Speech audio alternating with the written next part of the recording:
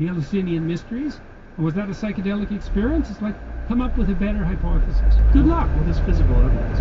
Yeah, yeah. Because of Murarescu, Yeah. all the all these finding the ethnobotanists, ergots, and botanical archaeologists. Yeah, they were messing about with ergot.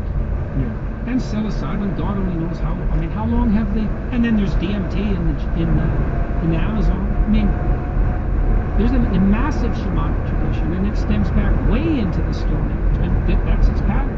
Well, you know that university has in Jerusalem that made the connection between the burning bush and Moses and DMT. Is the acacia tree. The acacia tree, which is rich in DMT. And they made this connection, like most likely. Now, we don't know what was in the Ark of the Covenant. Right. We know that the people who were going to approach it purified themselves before they dared do it. You know, we know that a good psychedelic experience will drag you through your sins. That's known as a bad trip. Yeah.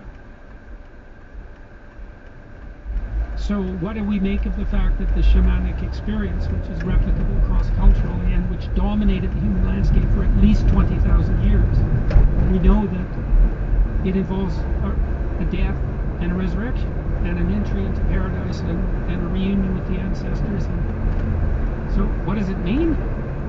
Who knows, man? This is way past my knowledge, but I know that connection that I just told you between the story in the New Testament and that story in Exodus.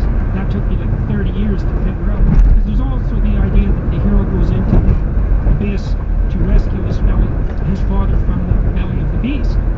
That's the same idea, right? You go down, I knew this the last time I went lecture to, it's like, you look into the abyss long enough and you see the spirit of the benevolent Father manifesting itself. That's the case. That is the case.